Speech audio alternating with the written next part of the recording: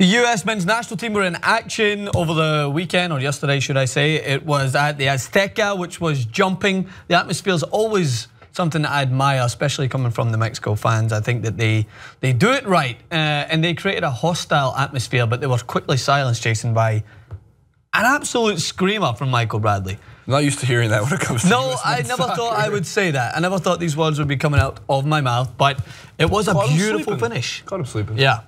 He anticipated well, and I actually thought he did a decent game, to be fair. Anticipated well, and then just thinks it over Ochoa from distance. Now, my takeaways from the game, I think there was a pretty fair result, to be honest, that it was going to be a draw. I thought Mexico controlled possession a lot in the second half. The US had chances. Mexico had chances. The game kind of died out towards the end, but it must have been the altitude. The altitude was the biggest problem. They must have mentioned that 110 times. For instance, I think a 1-1 draw is remarkable considering the only time we touched the ball was when Michael Bradley chipped it in from 50 yards away. Other than that, we were just sitting back. But I didn't actually feel that Mexico had like a cutting edge either. I didn't think that like when they were in possession that it was going to amount to something. I felt like either game could have been won by a mistake. And that's what I thought. It's the history of US men's. There was one point where Omar Gonzalez had literally a free header inside the box, no one around him, and he did something. He jumped too early, and on the way down he glanced it by. He was unmarked, and Ochoa was right next to him. All he had to do was just direct it towards goal. So like that was a mistake that could have easily granted them the victory. But you have some thoughts. What is your thoughts about the US men's national team? I have ridiculously high expectations for the US men's national team. For one, for Mexico, they kept going out wide to Gallardo. Yeah, he's not and bad. It just wasn't. He couldn't seem to either put on an accurate pass that would at least make it threatening, or it just seemed like it was becoming predictable. Like every single time they were doing that, so it actually made it a little bit easier for the US men's team to kind of sit back and try to turtle. Yeah, well, that's in the box, but they were giving DeAndre Yedlin a tough time, and I think he's not a bad player, but he was just a hot he reminds me so much so of what when I first came to America, everyone envisioned what a football player should be like. You know, just like extremely athletic, like that guy. You could probably put him in as like I don't know what, a corner, because he's so fast and strong, low center of gravity. In national football, because that's the way he kind of plays. He's very high intensity. But his intelligence to track runners is sometimes a little off. His lack of anticipation, and he's always wanting to put his foot into the challenge instead of just sitting back and allowing them to make the mistake. He's the first person on the team to make a physical play, or the first person on the team to make an exciting or look for the exciting play, opposed to just kind of doing the fundamentals. Yeah, I agree with that. Whereas fundamentally, we need to be doing. Just go to the basics. But here, there's a couple. One, our starting 11 was out there, which by the way, I'm fine with. I'm fine with experimentation, just not experimenting with AARP. Because this whole starting 11 in itself, I think Beasley was 35, but he doesn't look it. So he looks 45. That's the first element. It's number 5, and we can go through that in itself. We didn't start Dempsey, which is fine. And we didn't start. Bobby Wood was in the starting 11. So Guzan, Remo, Omar Gonzalez, Jeff Cameron played a very good game, I thought, from start to finish. DeMarcus Beasley's 123 years old. Michael Bradley, Acosta, Yedlin, Pulisic, and Areola, which is a hilarious name, and Bobby Wood. No Tim Howard. Which is, Tim Howard would have matched the, hey, we're all 57 years old. Brad Guzan's not exactly pushing his younger years either. I know that, but I'm fine with Brad Guzan getting the experience there, because when it comes to next year's World Cup, I don't know how much Tim Howard has left. I don't know how much we're planning to play Tim Howard. I love the guy. I think that he brings an element of an extra defender to our team that doesn't have any fundamentally strong defenders. Watch Guzan get bagged 3 times in one game, and I think you're confident. It's very probably, but it's like, I mean, look, the other thing is Howard's old. That's the problem. They're all old. I would trust Howard more in a one-off situation, but at some point we got to move on from every one of the players we have. I feel like not everyone, but 80% of them. I think this is a great result for the US. Hell yeah! We have the 3rd ever result at the Azteca. This is a Mexico team that we watch quite closely in the Copa America, and they can move the ball around, and they have some very talented players. Hector Herrera, I've always been a big fan of in the middle of the park. Carlos Vela. That was showing that you're playing DeMarcus Beasley. I remember Beasley when he first came around when I was 3, and then. And then the guy has consistently been brought in and out of the US men's national team. But I understand if you want to utilize him, but at left back, he has to be defensively sound. And he's not that bad, to be honest. There's a lot worse players out there. But Carlos Vela did get that extra yard on him to drill the shot home into the bottom corner. So you got to think to yourself, what do you do? He's not a natural fullback either. I remember his days when he played with Rangers.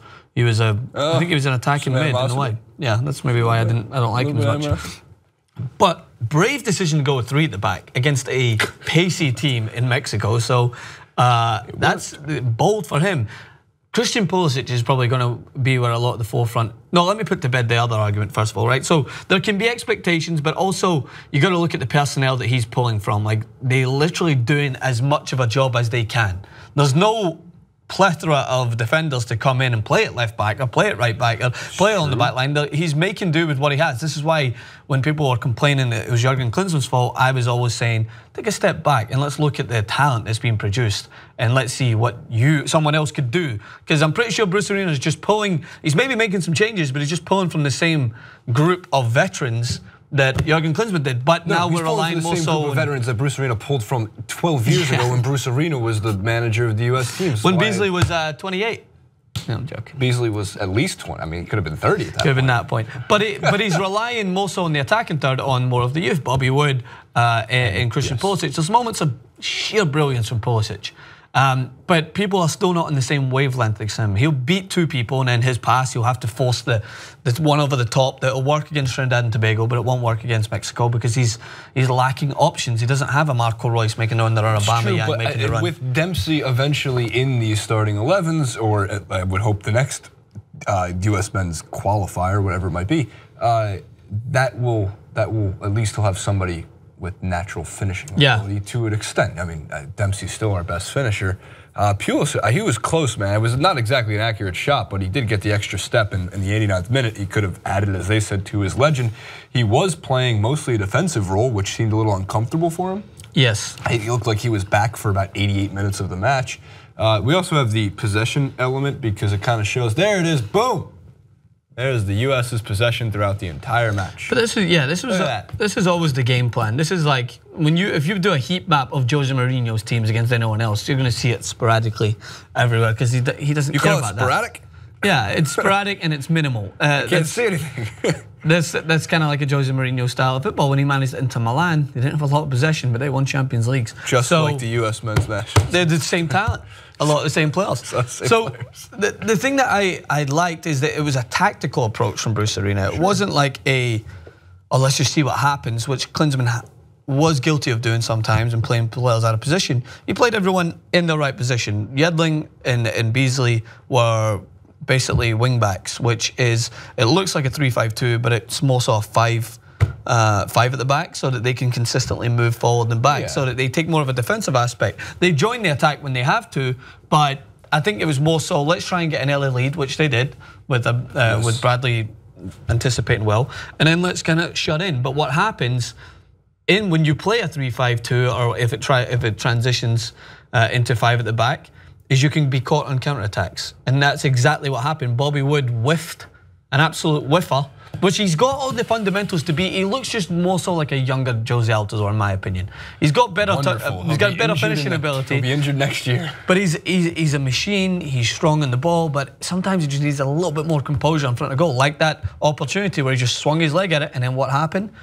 Ochoa picked it up, and then straight away he throws it into Chicharito out wide to Vea, and it's a goal. We are still. That's like my biggest takeaway from the entire match is, look, what Mexico did to us on a counterattack, when you take a team that's more elite than Mexico, we would get exposed in 2 seconds. I'm not saying we're supposed to compete with Germany or we're supposed to compete with Spain. We don't have the talent to do it. But at some point, you have to start putting yourselves in position to compete with these type of teams if you want to be taken more seriously on the world stage. Getting to the round of 16 in next year's World Cup is still the goal. Yep. Getting out of the group stage and getting put in a group of death, which we've survived before. But in the end, if we're going, I think when we go into these World Cup qualifiers, not just for confidence, like we should be going in and winning or trying to get better results than 1-1s against Mexico in the Azteca if we're supposed to be providing any kind of hope for the future. Also, we need to find some 18-year-old guy who's good at the defense. Just give good me at the one LD. young kid who's willing to run 155 minutes a game. He can. Brooks did it. Well, Brooks was the new wave of the back line alongside in the World Cup, and he banged in that header that it kind of made everyone his hero. And I think he played his trade in Germany. So I don't know, man. It's just like I feel like a lot of time you're developing athletes and converting them into defenders when you need some intelligent defenders in there as well that maybe don't go in for the slide tackle or they try to body up everyone. And maybe I just want the wait a little boring bit. fundamental guy. I want the super high Ricardo IQ, Carvalho. super boring. Yes, exactly. Just one of those guys. Clone them. Yeah, That's what you need. give us one of them. But anyway, overall, We'll give it's you an NBA player. overall, it's a good way to move forward. Like Bruce Arena, on paper, has done his job so far, which is pick up the pieces from the disastrous start to the hexagonal, or whatever the hell it's called. Basically, the qualification process that I wish Scotland could be part of. Let me just say that. Yeah, a good result for Scotland. Thanks a lot, Harry Kane. What was his name? Who hit the 2 free kicks? Lee Griffiths, Glasgow Celtics. Lee Griffiths, who banged in 2 he's free a kicks. Celtic player. Yeah, he's a Celtic. 5 Celtic players represented in that Scotland team. Just to let you know. How many Rangers players? None. Come That's a on. legit question. Let's be honest. It was maybe 5 years ago. But, so basically, yeah, Lee Griffiths banged in 2, and then Harry Kane broke every heart. This is the difference, right? Gordon Strachan, former Celtic manager, right? I'm going to just finish on this now. When you go 2-1 up against a team that are far superior than you on paper, you don't spend You don't spend your 25, 30 seconds that you could be organising your team celebrating. Like, he was still fist pumped in the air when the game kicked back off. And then I do have to criticise one of Celtic's players, Stuart Armstrong. When you get the ball back, mate, launch that as far into the corner as you possibly can. I know Brendan Rodgers has us drilled, and us, we mean Celtic, drilled to be moving the ball around, but when you have 35 or a minute left, just put that into the corner, man. There's no need to you to do a cute pass. And then it gets found its way out wide, Sterling puts it in the back post, and we're sleeping. We're sleeping on the #1 English striker. We're sleeping on one of the Premier League's top goal scorers. What are your expectations? See, that 3 minutes of play, everyone summarises it. Scotland winning the World Cup, not through the roof. Well, this summarises Scottish football in a nutshell in that 3 minutes. I'm in a nutshell. I'm happy. I'm hopeful. Bang! Distraught. Hope we get placed in a group together in the World Cup. Well, we'd have to qualify for that to happen. Unbelievable. Comment below.